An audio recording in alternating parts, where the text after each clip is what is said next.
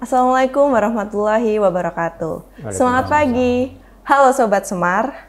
Semoga selalu dalam keadaan sehat dan bahagia dimanapun Sobat Semar berada. Perkenalkan, saya Konita Zalfa, mahasiswi Universitas 11 Maret yang akan menjadi host pada acara UNS Open Days 2022 kali ini. Selamat datang di acara UNS Open Days 2022, yaitu program pengenalan Universitas 11 Maret dan beragam pilihan fakultas dan prodi yang ada di UNS. Selain itu, dalam acara ini juga akan mensosialisasikan terkait penerimaan mahasiswa baru ujian mandiri UNS 2022. Sobat Semar, Universitas 11 Maret memiliki banyak cabang ilmu yang dibagi menjadi 13 fakultas dan 71 program studi. Nah, satu persatu profil yang ada di UNS akan dikupas dan dibahas bersama. So, jangan lupa selalu mengikuti acara UNS Open Days 2022. UNS juga akan membuka penerimaan jalur mandiri 2022 yang mana dibagi menjadi 2 jalur, yaitu jalur berbasis nilai rapot dan juga jalur nilai ujian. Jalur nilai rapot sendiri dibagi menjadi 5, jalur kemitraan, jalur prestasi, jalur disabilitas, jalur kepemimpinan muda, dan juga jalur kelas internasional. Sedangkan jalur berbasis ujian yaitu jalur nilai UTBK dan jalur ujian UNS. Untuk informasi lebih lengkap terkait penerimaan jalur mandiri, Sobat Semar dapat langsung mengunjungi website dan juga media sosial SPMB UNS. Nah, hidup dan menghidupkan nilai-nilai karya makna. Melestarikan sekaligus mengembangkan budaya luhur Nusantara. Tetap selaras dengan segala perubahan dan perkembangan zaman. Kemajuan harus tetap berdasarkan nilai-nilai budaya luhur yang menjunjung tinggi kemanusiaan. Begitulah kurang lebih nilai yang dipegang oleh fakultas yang saat ini sedang saya kunjungi, Fakultas Ilmu Budaya. Dan bersama saya telah hadir 2 narasumber hebat yang akan menjelaskan tentang Fakultas Ilmu dan Budaya. Yang pertama ada Prof. Warto M. Hum selaku Dekan dari FIB dan juga Prof. Triwiratno MA selaku Wakil Dekan Akademik Riset dan Kemahasiswaan. Selamat datang Prof, apa kabar? Selamat datang, kabar baik, Alhamdulillah. Semoga selalu sehat dan bahagia nggih Prof. Amin. Silahkan Prof, boleh menyapa Sobat Semar yang ada. Baik, terima kasih Mbak Nita. Sobat Semar yang saya hormati, selamat pagi, Assalamualaikum warahmatullahi wabarakatuh. Waalaikumsalam. Semoga semuanya tetap dalam lindungan Tuhan dan diberi kesehatan. Amin. Terima kasih. Baik, akan saya lanjutkan ya Prof. Sebelum kita mengulik nih lebih jauh tentang Fakultas Ilmu dan Budaya, mungkin bisa diperkenalkan dan dijelaskan sedikit tentang fakultas ini dan program studi apa saja sih yang ada di Fakultas Ilmu Budaya? Baik, terima kasih waktunya. Saya ingin memperkenalkan dulu Fakultas Ilmu Budaya Universitas 11 Maret. Fakultas ini namanya berubah-ubah sejak lahir tahun 1976 bersamaan dengan lahirnya UNS. Itu sudah 4 kali berubah nama. Dulu awalnya namanya Fakultas Sastra dan Budaya, Fakultas Sasdaya, gitu ya, tahun 80-an. Kemudian tahun 82 berubah nama menjadi Fakultas Sastra. Tahun 1995 berubah menjadi Fakultas Sastra dan Seni Rupa. Nah, kemudian tahun 2014 berubah lagi namanya menjadi Fakultas Ilmu Budaya. Gitu. Itu riwayat singkat tentang fakultas ini supaya tambah dekat, tambah mengenal, maka harus tahu sedikit sejarah nama ini. Yang kedua, di fakultas ini terdapat program S1 6 prodi sekarang ini dan ada 1 S2 dan 1 S3. Program S1-nya pertama sastra daerah untuk sastra Jawa, kemudian sastra Indonesia, kemudian sastra Inggris, lalu ilmu sejarah dan sastra Arab. Yang paling bontot baru lahir semester ini adalah prodi bahasa Mandarin dan kebudayaan Tiongkok. Baru banget ya Prof. Baru sekali. Itu. Nah, itu yang mudah-mudahan nanti banyak yang berminat untuk belajar bahasa Mandarin. Ya. Ya, globalisasi juga ya Prof. Oh iya, itu penting. Iya, gitu, ya. Terus untuk masing-masing prodinya nih Prof, kira-kira apa saja sih yang dipelajari gitu? Ya, nanti Prof. Tri bisa menambahkan, tapi saya dulu sedikit.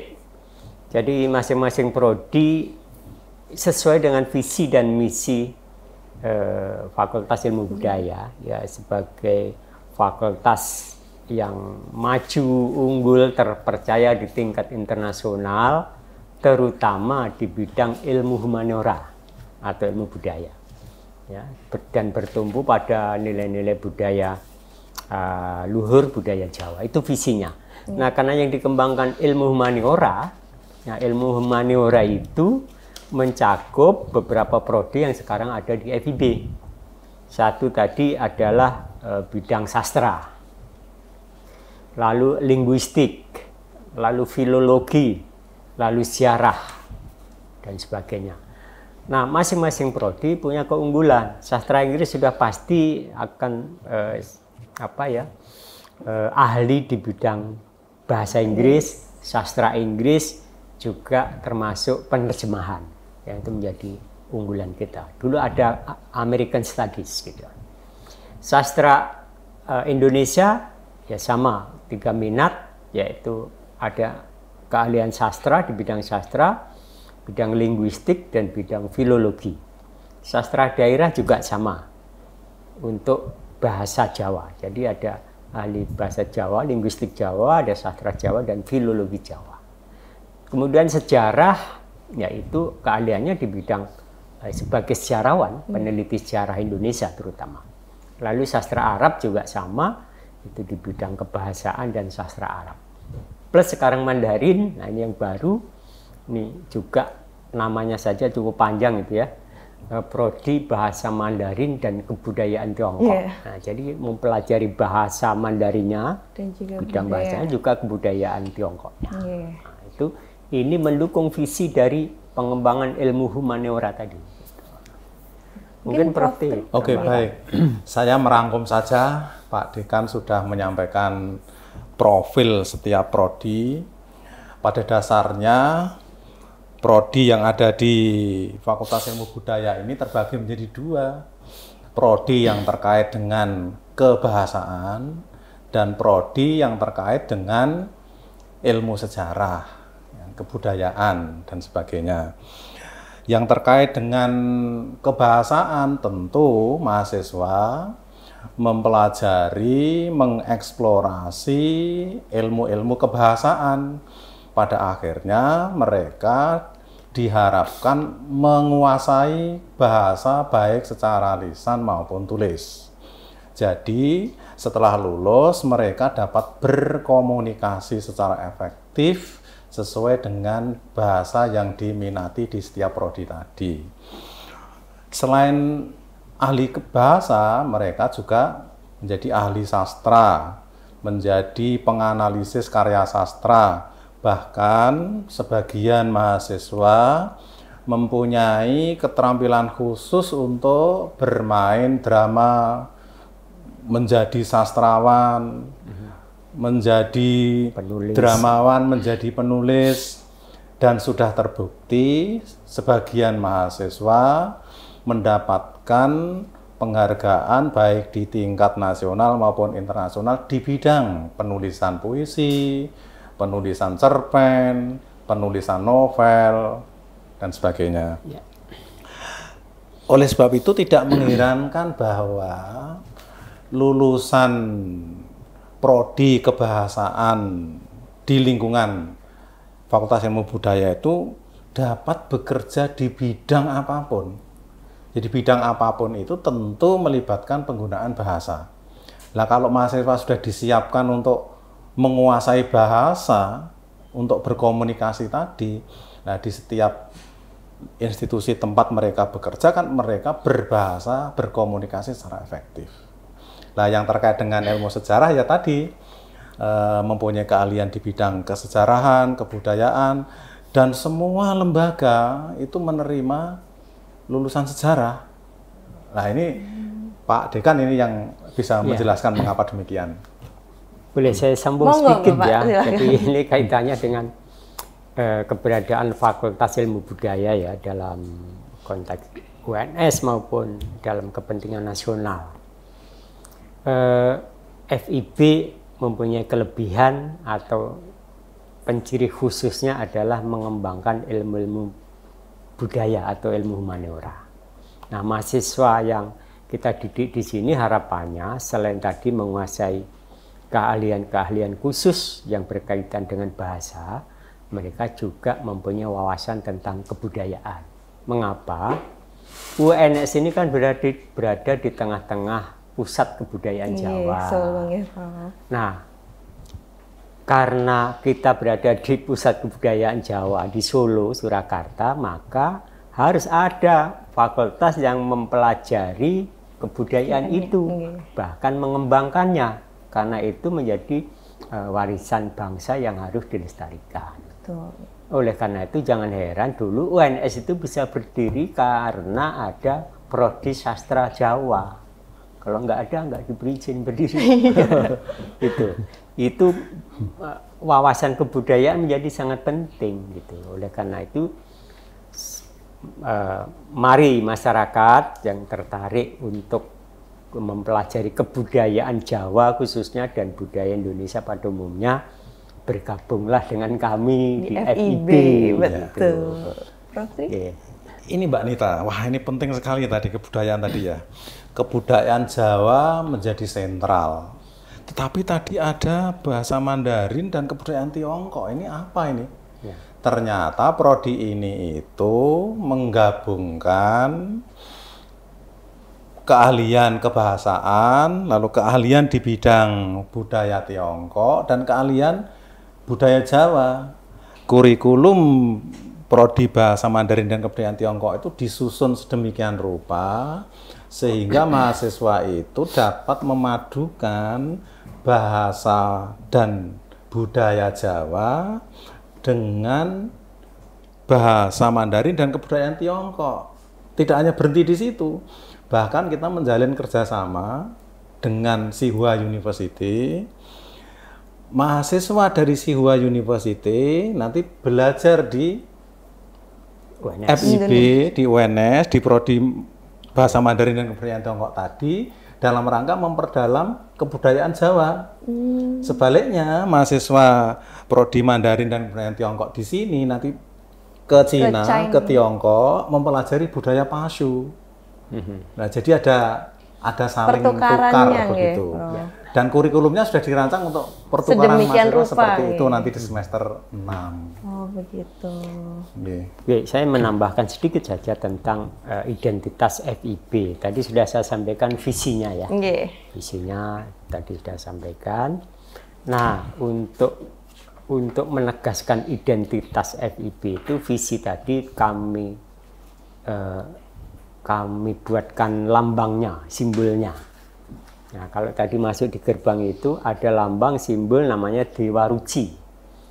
Itu tokoh dalam dunia pewayangan, inginnya bahwa FIB itu tidak hanya mengembangkan ilmu pengetahuan yang berdasarkan kemampuan logika dan lain-lain, tetapi ilmu itu harus sampai tataran bisa menyempurnakan hidup manusia, bisa berbudaya yang baik. Nah, itu kira-kira pesannya. Maka Dewa Ruci itu kan dalam dunia wayang nanti bisa dipelajari, itu sebagai simbol yang sangat penting. Itu. Yang kedua, kami punya slogan memajukan peradaban atau advancing civilization. Nah, itu kira-kira penegasan identitas FIB agar supaya nanti masyarakat tidak bingung atau semakin mengenal, semakin tertarik bahwa FIB adalah tempatnya orang belajar budaya, tempatnya orang untuk berinteraksi antar berbagai budaya, orang berbicara tentang multikulturalisme, silahkan kita belajar bersama, bergabunglah dengan FIB. Berarti sangat open ya Prof, Sangat dengan open. apapun itu untuk memajukan peradaban. Persis. Goals-nya sangat besar untuk FIB ini sendiri. Untuk bangsa juga. Karena memang kebudayaan ini memang harus kita lestarikan, apalagi kita juga berada di Solo yang sebutannya Spirit of Java, ya Prof. Iya, betul. Sehingga menjadi bagian dari FIB juga seharusnya membanggakan untuk diri sendiri, karena selain kita mempelajari ilmu, tetapi kita juga dapat berkontribusi langsung terhadap pelestarian kebudayaan yang ada begitu. Nah, lalu tadi juga sudah disampaikan terkait prestasi-prestasi yang ada, kompetensi dan skill yang memang dimiliki oleh mahasiswanya. Nah, itu pasti juga didukung dengan fasilitas unggulan yang ada di FIB sendiri. Nah, mungkin Prof. Warto dan Prof. Tri dapat menyampaikan sedikit terkait apa sih fasilitas unggulan yang ditawarkan oleh FIB begitu? Iya, untuk mendukung pembelajaran di FIB supaya bisa berprestasi, kami menyediakan berbagai fasilitas.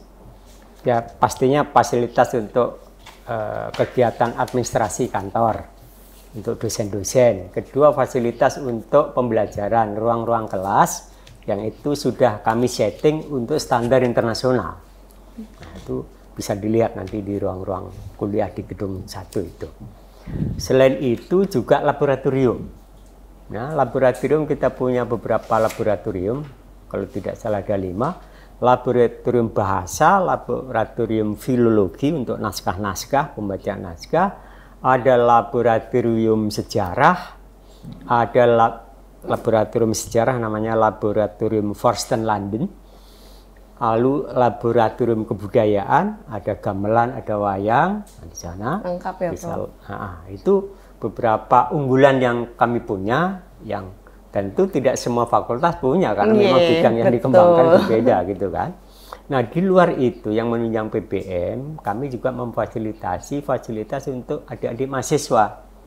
Misalnya ada gedung untuk UKM, unit kegiatan mahasiswa di Ormawa itu. Lalu gazebo-gazebo untuk orang berdiskusi, ngerumpi, dan lain-lain. Lalu jaringan internet, di sini sangat lancar gitu. Itu bisa memperlancar proses belajar mengajar. Lalu juga kampus ini, FIB ini juga kampus yang aksesibel untuk difabel. Sehingga nanti di sana jadi penyandang cacat atau difabel bisa masuk kampus ini dengan nyaman. Ya, baik di toilet maupun ke ruang-ruang kuliah itu semuanya sudah dibuat sangat aksesibel untuk mereka. Berarti sangat inklusif juga ya. Betul, untuk teman-teman difabel juga. Inklusif.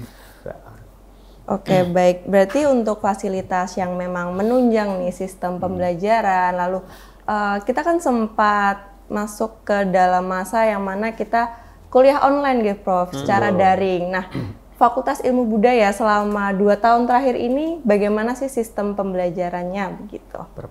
Oke, baik Mbak Nita. Laboratorium tadi ada juga ya, laboratorium komputer dan laboratorium multimedia. Ini bersifat integratif ini, Mbak. Jadi kalau teman-teman nanti belajar di FIB itu semua prodi memanfaatkan laboratorium bahasa dan laboratorium multimedia. Nah, ini untuk apa? Untuk menunjang proses pembelajaran.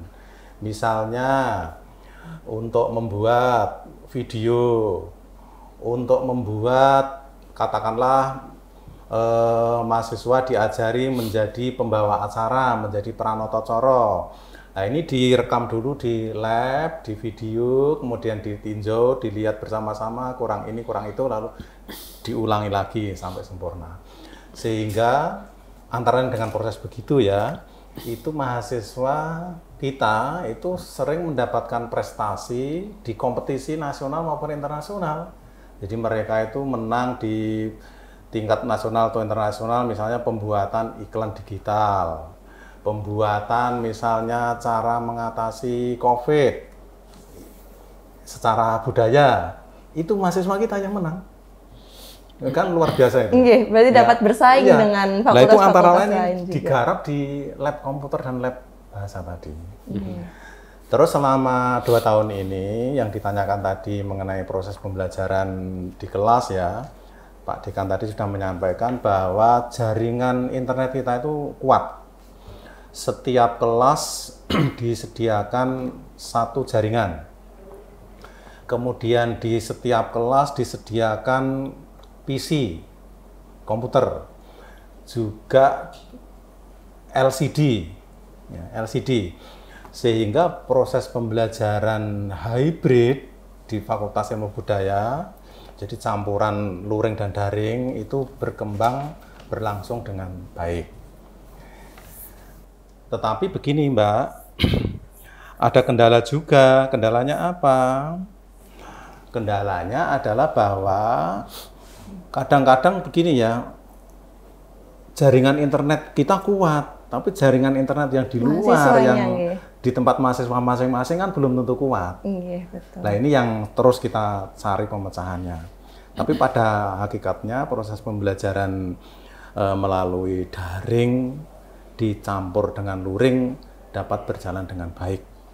Ya. Sudah siap ya Prof untuk hybrid ataupun nanti mungkin kembali luring di semester. Sudah kita laksanakan ya. Siap gitu. Berarti memang persiapan dan juga memang fasilitas serta sarana prasarananya memang dibuat sedemikian rupa untuk mendukung mahasiswa dalam mencari ilmu begitu. Dan begini Mbak Nita, semua prodi S1 itu sudah terakreditasi A. Lah waktu visitasi itu sebelum ada COVID kan visitasi langsung. Lah setelah ada COVID, visitasi kan lewat daring. Lah asesor itu bisa menilai penggunaan jaringan internet kita seperti apa, pemanfaatan digital kita seperti apa. Ya tidak mungkin akan dinilai A kalau memang kita tidak mengikuti melaksanakan perubahan. itu dengan baik. Betul. Ya, itu Mbak.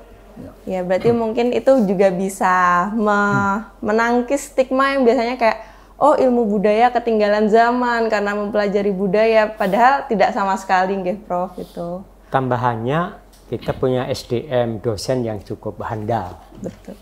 Jumlah dosennya kira-kira 82. Itu yang guru besar 12, doktornya 36. Dan yang lain sedang proses menyelesaikan S3. Apa artinya? Artinya dosen-dosen di FIB cukup handal sesuai dengan bidang keahliannya, dan ya hampir 70% sudah doktor.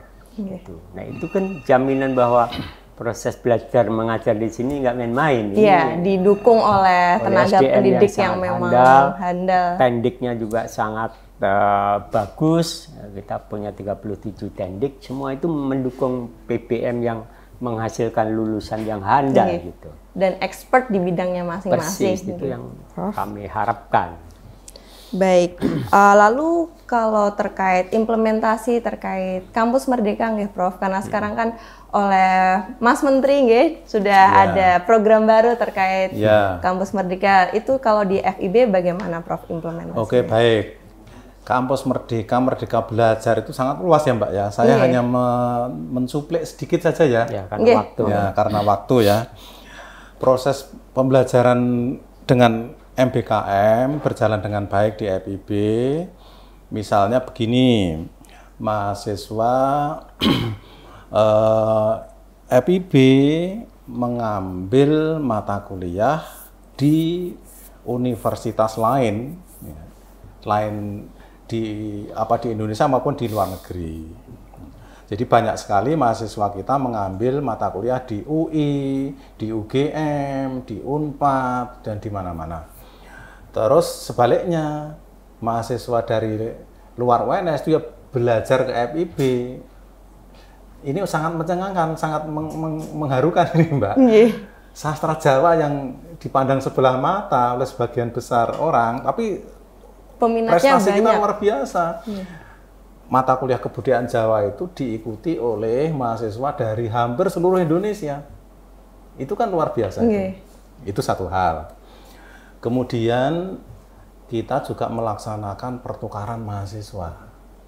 Mahasiswa kita belajar di APM, Akademi Pengajian Melayu Malaysia, University of Malaya.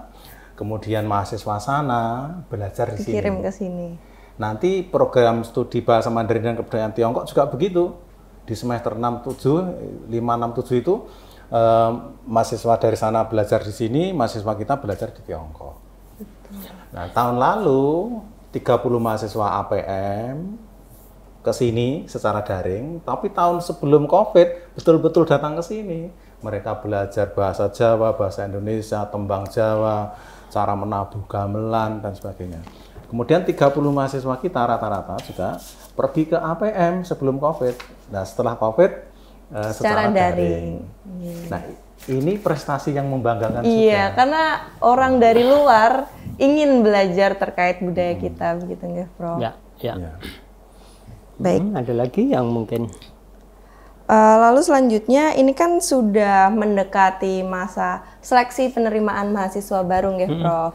Lalu mungkin bisa disampaikan terkait kuota dari tiap-tiap prodi S1 yang ada di FIB, dan juga kalau dari tahun-tahun sebelumnya, kira-kira keketatannya itu bagaimana? Susah nggak sih, Prof, masuk ke FIB gitu biasanya pertanyaannya? Oke, baik.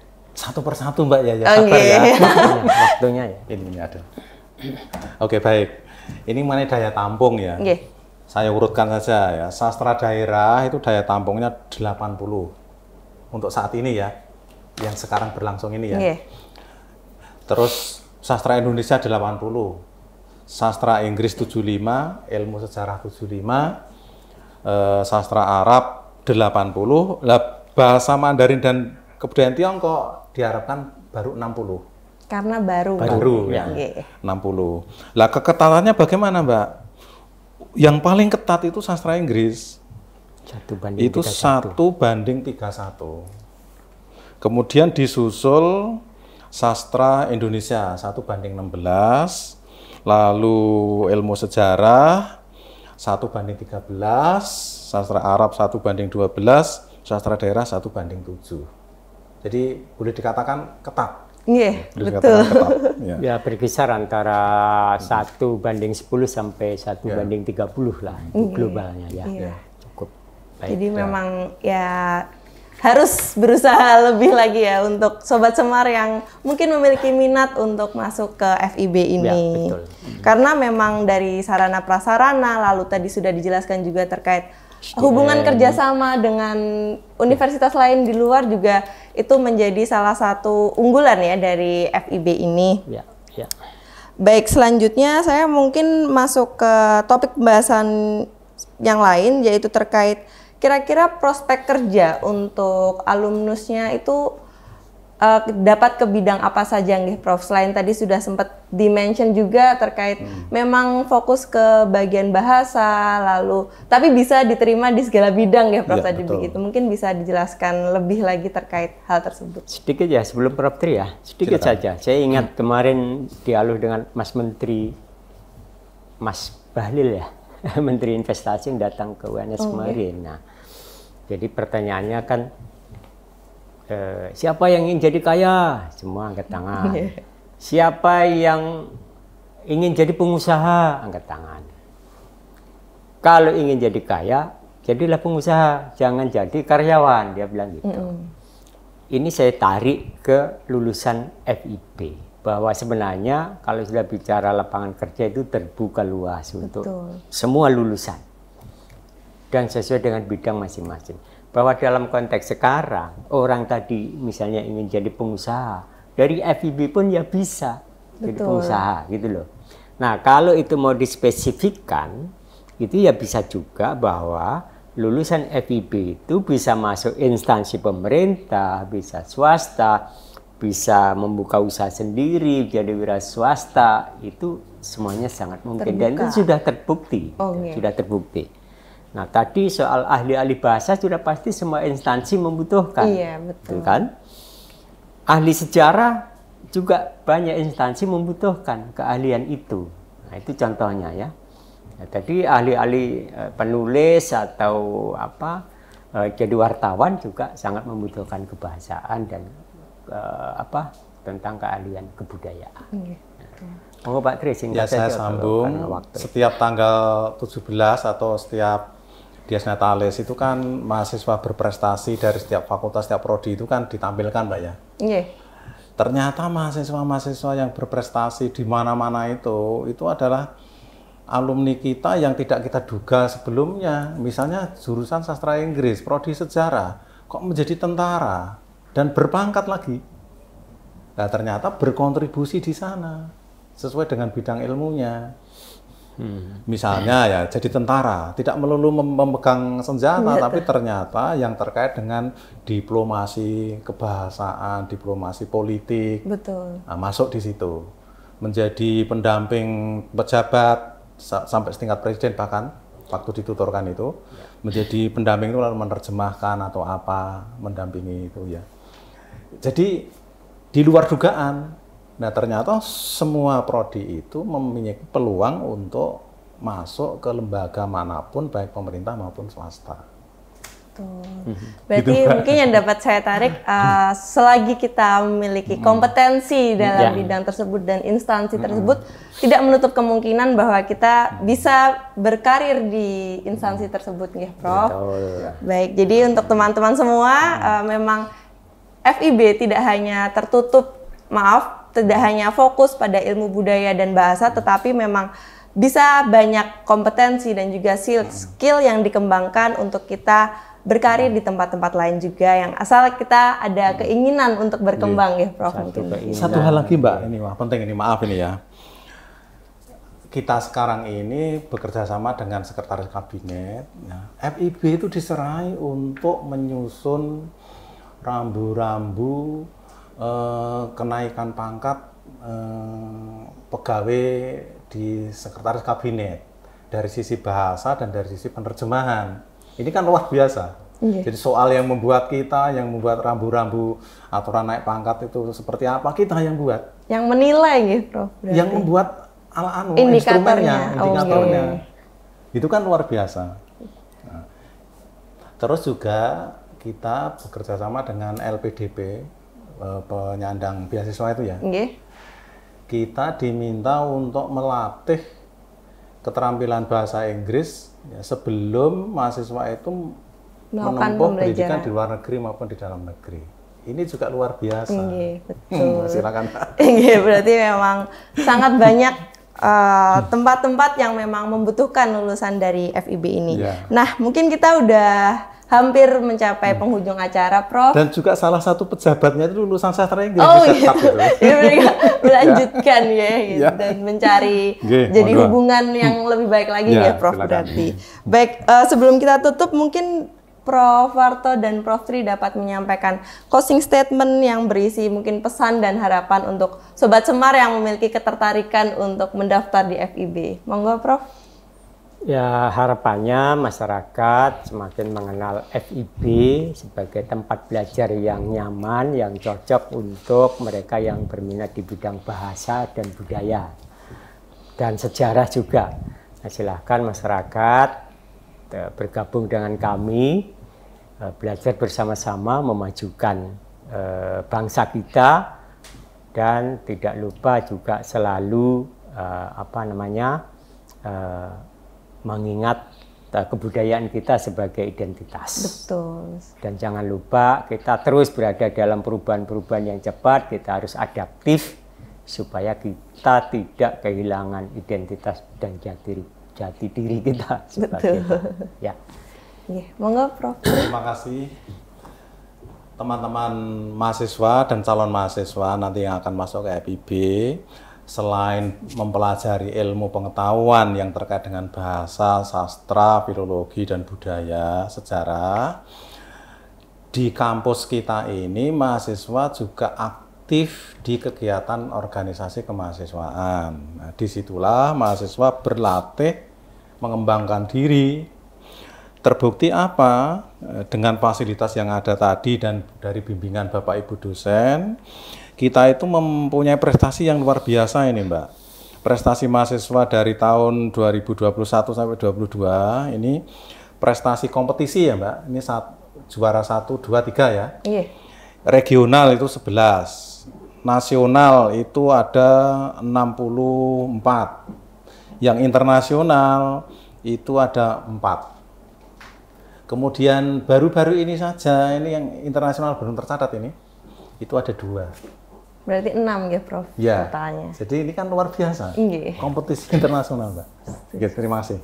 Baik, jadi begitu Sobat Semar semua terkait pemaparan dari Prof. Parto dan Prof. Tri terkait Fakultas Ilmu Budaya. So, teman-teman yang masih kepo, masih penasaran tentang Fakultas Ilmu dan Budaya bisa silahkan cek website di www.fib.uns.ac.id. Lalu untuk informasi lebih lanjut terkait ujian mandiri UNS 2022 dapat dicek di sosial media SPMB, ada Facebook dan juga Instagram SPMB UNS. Lalu dapat juga ke website spmb.uns.ac.id. Nomor telepon dapat menghubungi 0271 634 880 serta email spmb@uns.ac.id. Mungkin sekian yang dapat kami sampaikan untuk kesempatan kali ini. Terima kasih Prof. Parto dan Prof. Tri untuk waktunya. Terima kasih untuk Sobat Semar semua yang udah stay tune di acara kita pada kali ini. Sampai jumpa di lain kesempatan. Wassalamualaikum warahmatullahi wabarakatuh. Waalaikumsalam warahmatullahi wabarakatuh.